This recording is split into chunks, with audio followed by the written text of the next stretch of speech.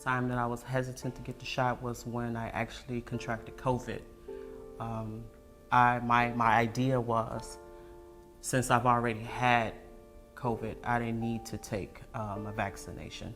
I figured I had enough antibodies in my body and I didn't need anything extra inside of me. I live in an area where many of the parents are anti-maskers. I wasn't so much inspired to get vaccinated as I was conflicted.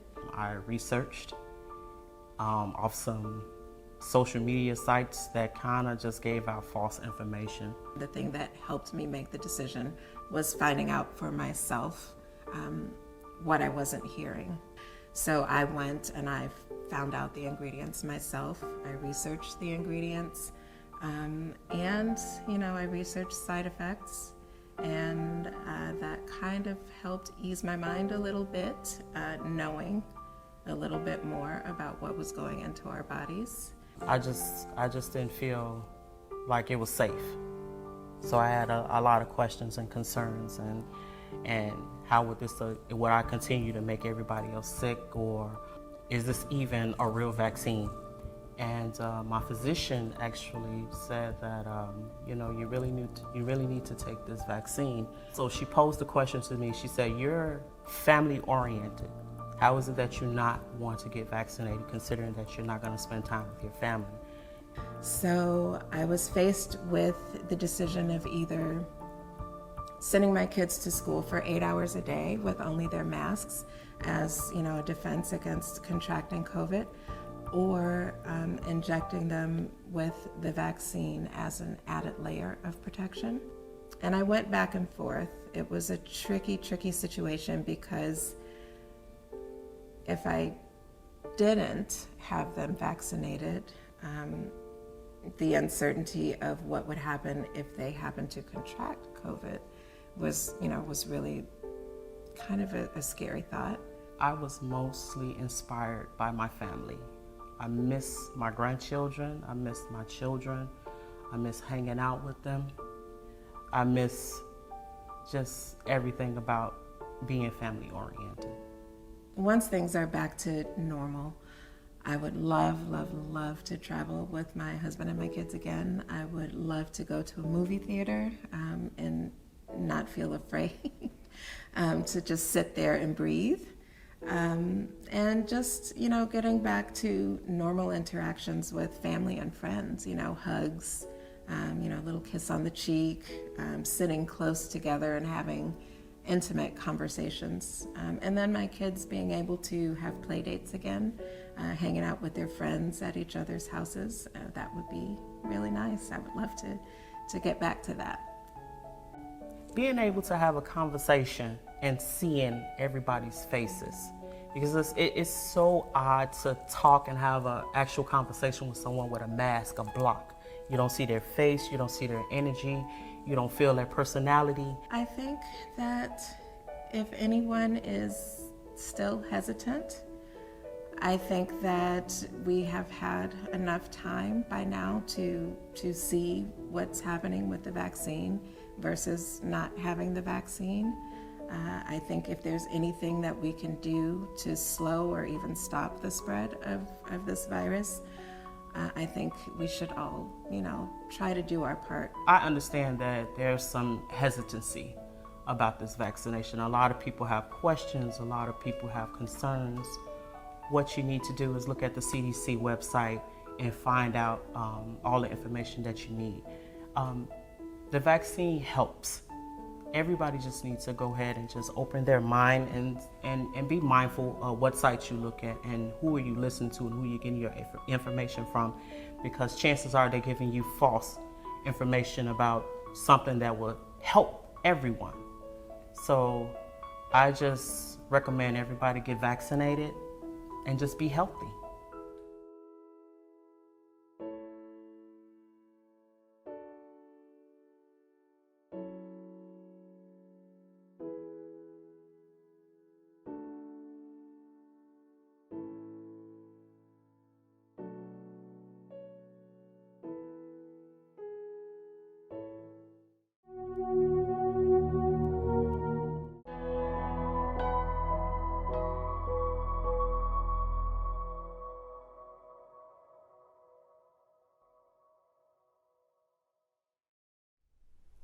famed contemporary artist Donald Judd was a larger-than-life figure. Known for his minimalist objects, his no-nonsense attitude, and later for his innovative architectural interventions in the remote far west town of Marfa, Texas. There, he installed his own work and that of his contemporaries on an abandoned army base, in former airplane hangars and barracks. The legend of Marfa was built around Judd's influence, along with being a pilgrimage site for art lovers. This legend has endured today through film and television, such as Joey Soloway's Amazon series titled I Love Dick, starring Kevin Bacon, who plays a Judd-like figure. Marfa also endures, being celebrated in major museum retrospectives and compendiums of Judd's writings. Despite the attention and recent pop culture obsession with Judd's work, there's always been a major missing piece: Loretta Vinciarelli. As it turns out, Vinciarelli collaborated with Judd on architectural projects from the late 1970s to the late 1980s, and had a significant influence on his furniture design and printmaking as well. Yet, her name has been completely erased from any discussion of Judd's work. However, my research of her collaborations with Judd most significantly challenges the notion that the architectural projects of Marfa were solo endeavors. Historical erasures like these of female collaborators happen all too frequently. That's why I'm so excited to have discovered Vinciarelli's significant contributions to Judd's work, and to be able to share it with you today. I arrived at Vinciarelli's work somewhat by chance, while writing a seminar paper on Judd's critique of postmodern architecture. One professor said, Judd was dating an Italian architect. Maybe there's something there. Another joked, yeah, pillow talk perhaps. I made it my aim to get to the bottom of this mystery. Who was this woman, and why was she written out of the scholarship on Judd? Well, first, she was an architect, a theorist, and a professor, and later in her life, a prolific watercolor painter. Her watercolors have been what she's most remembered for, despite her groundbreaking career in architecture. She was the first woman to have drawings acquired by the Department of Architecture and Design at the Museum of Modern Art. She was among the first women hired to teach architecture studio courses at Columbia University, and she was the first and only woman granted a solo exhibition at Peter Eisenman's influential Institute of Architecture and Urban Studies in New York. There, she organized a group of young architects to form the Revisions Group, which focused on the connections between architecture and political ideology. The setting for Vinciarelli's study of architecture was late 1960s Rome. It was here that Vinciarelli would bring her newly awakened socio-political consciousness to bear on her work, which was unified by how spaces are shaped by history and memory, especially through architectural typology. Typology is the classification of types based on function and shared fundamental characteristics.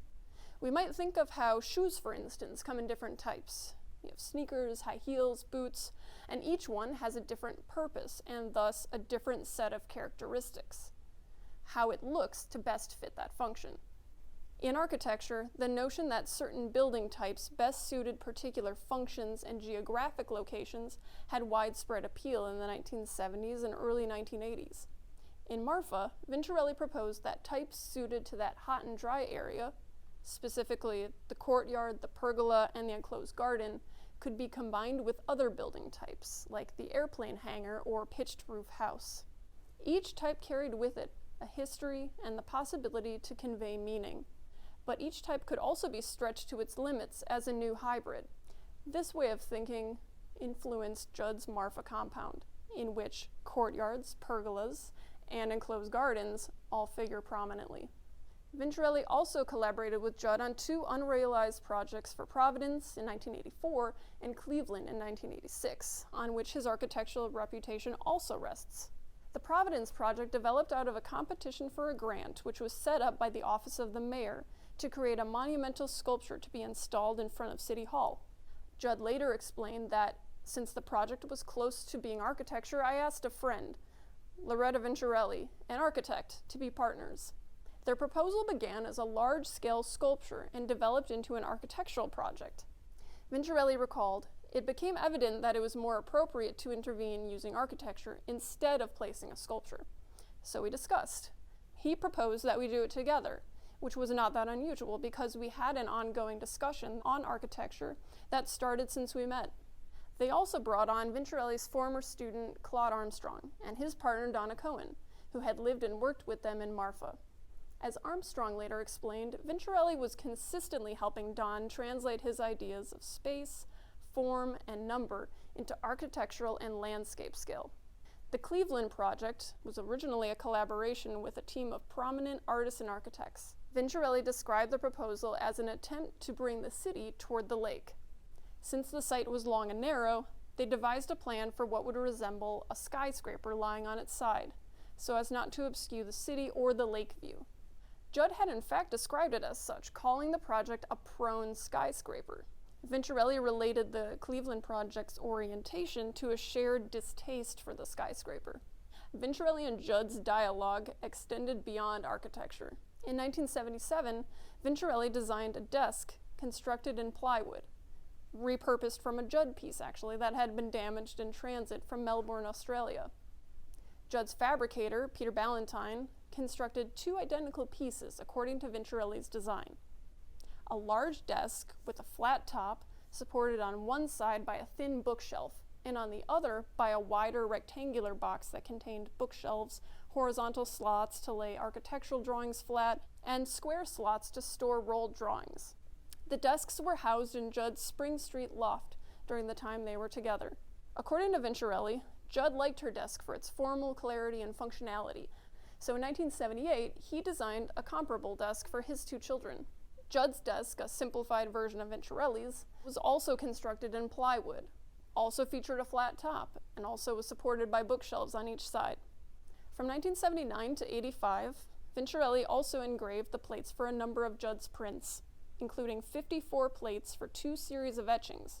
Both series of etchings and woodcuts required extreme precision, a skill that Vinciarelli had honed as a trained architect. As she recalled, Judd had some difficulty in doing precise drawings, at least partially due to his eyesight. So he asked Vinciarelli to assist in the preparation and delineation of the printing plates. Vinciarelli identified a few particular series she worked on, noting, "I did many for Donald. I mean, many of these drawings that are more technical, let's say, were done by me. Based on my research and conversations with Judd and Vinciarelli scholars alike, there's little doubt that the influence on each other's work and thinking at that time was great. Judd may have understood the history and aesthetics of architecture, but Vinciarelli was fluent in the language of architecture and design, as well as its theoretical basis. It's impossible to ignore the fact that many of these projects that were previously considered signature Judd works were in fact collaborations. Why then is Vinciarelli's name so completely absent from all of the books and articles on Judd's work? In this post-Me Too era, Vinciarelli's example illuminates a number of issues that are central today, from the importance of recognizing collaborations with female partners to the sexism that tends to skew the discourse on such collaborations, prompting an imperative question. How do we open up space for those who have been ignored? I propose that we, teachers, scholars, curators, and art historians, shift the conversation. Perhaps we need to take an improv approach to our scholarship, the yes and approach. For example, see how these women have been overlooked? Yes, and now we will insert them into the history books. We will talk about them in our classroom lectures. We'll assign their writings in our seminars. In addition to calling out the sexism of the art world and the architecture studio, we will say yes. And we will work hard to provide access to these spaces to women using our positions of power. We will construct more exhibitions dedicated to women. We will demand more inclusion from new editions of textbooks. We will encourage our female students to apply for grants and residencies.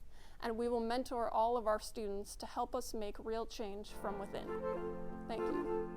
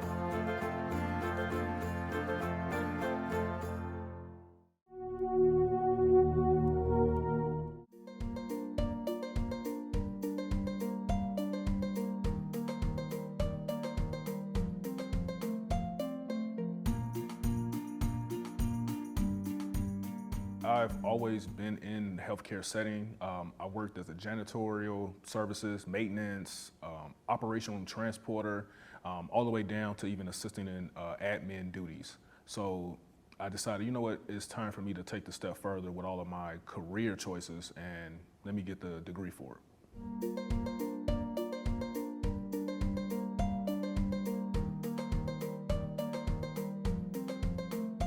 Majority of my family is in healthcare. I have a couple nurses, I have a couple healthcare administrations, a couple medical assistants, and then of course they talk about it often. So it perked my interest in regards to healthcare.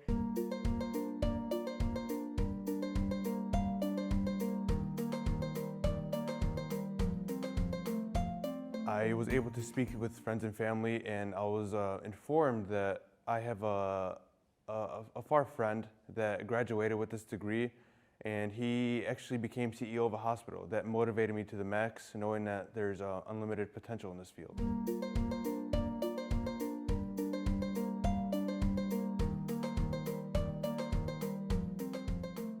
School can be expensive, so I was definitely looking at the expensiveness of the schools, and also who would actually be able to help me in regards to the time frame in which it allowed me to not only work, but also receive a great education. And Governor State was definitely my top choice.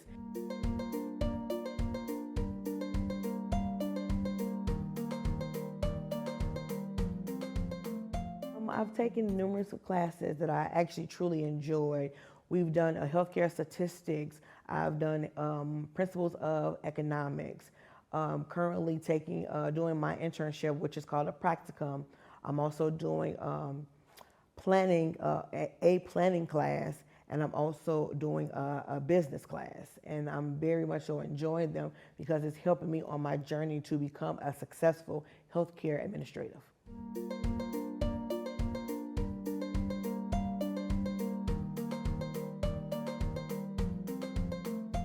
Ironically, I believe that it's the capstone course. It's my favorite course right now. It's the hardest class I've had, but because of all of the work that we have, the case studies, all of the research, that's probably the best class that's gearing me toward my future.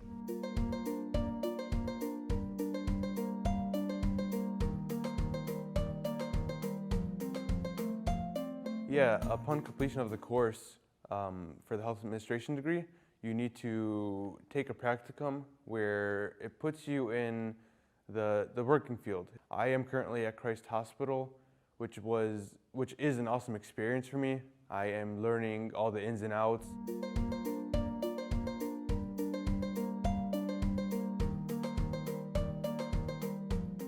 Many students in my class currently don't have the experience of healthcare administration, so they are definitely eager to do their internships, their practicums, so they can get their foot inside the door, so that way they'll learn and get experience about what's to come.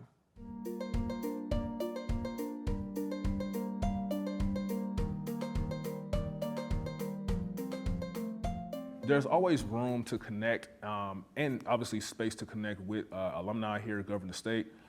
My actual practicum mentor, she actually graduated here in 2019, and she just got her second raise already.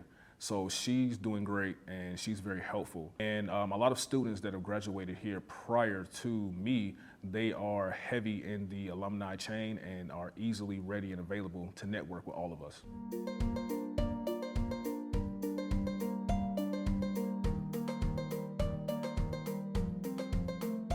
After graduation, I still plan on going and enrolling in for my Master's of Health Administration. I want to complete that here at Governor State. During the time, I will transition to work more full-time and then part-time a bit of school and get into the field, get my experiences, get my networking.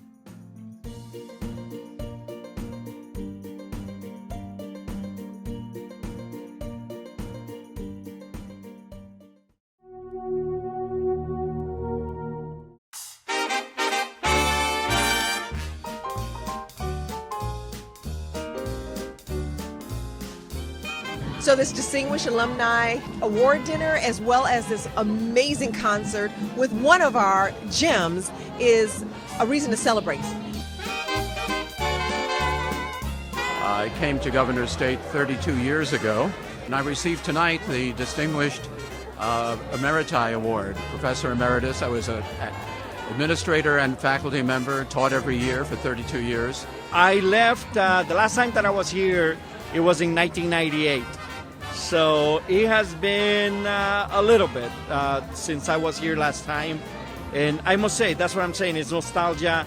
A lot of things look the same, but obviously the university has changed, but at the core of it is basically coming back home.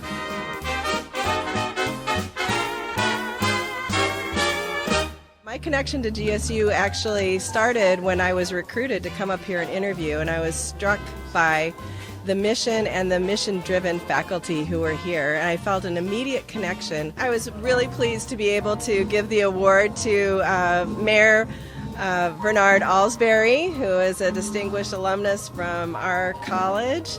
Mayor Alsbury actually has been very active in a lot of important initiatives and has been for a very long time. You know, coming from humble beginnings in the south side of Chicago, going to the Air Force, coming back and trying to find a university to go to would accept my adult learning and actually motivate me to continue my learning. And today I'm a mayor of a community. So Governor State, the Jaguars, this is phenomenal. I've been coming to Governor State for various reasons, education related, since the late 70s. As a high school student, I came out here, participated in the music program. I came back and got my undergraduate degree after I dropped out of university to go work for a living. Remember that this is the place that you can do anything you want in life, whether it's elected official, whether it's engineering, whatever you want, you can do it going to GSU. I learned that long ago when they had a sign right at the top of the door that says, "Here's where you finish what you started." When you're doing what you love and you love what you do, it's not work, it's inspired action, it's your calling, it's your purpose, and you know, you will be blessed as a result of blessing others. I thank Dr. Green for having this wonderful reception. I see the great work that's happening here at Governor State. Just reminds me of a quote from Rob Thompson: "The proof of desire is reaching, and the proof of reaching is progress." And I see so much great progress that's happening here at the university. We are so excited as a board to be part of this legacy that is being built right now. We are in the middle of something phenomenal, and we are making such a change in this world by who we are and what we bring into this world. So we thank everyone for being a part of this, and we're just saying, GSU, keep it up, Jaguar Nation.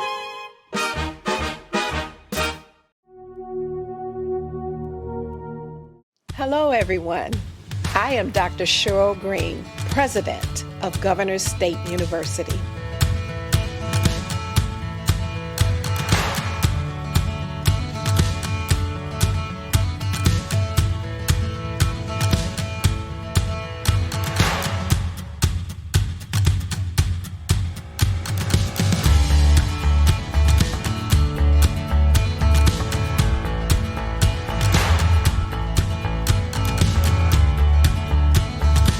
For over 52 years, GSU has provided a high-quality, excellent student experience with a flexible schedule, and we're excited to have you join our extended Jaguar family of students, staff, faculty, and alumni. It's all of us. I'm the president.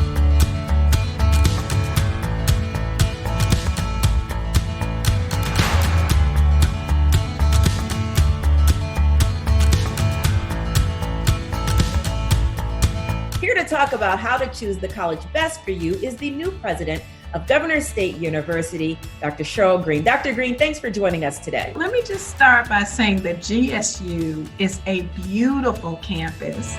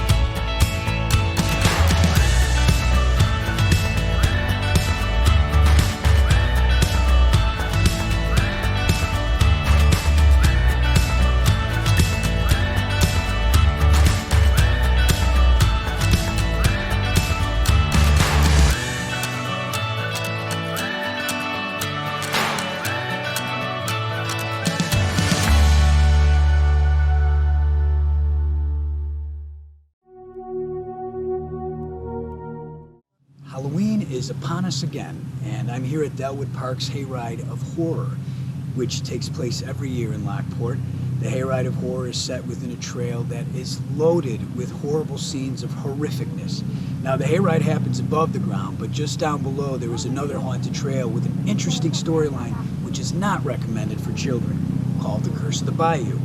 According to the site, the underground trail is loaded with strobe light, ghoul, and fog, and on Halloween we always want more strobe light, ghoul, and fog.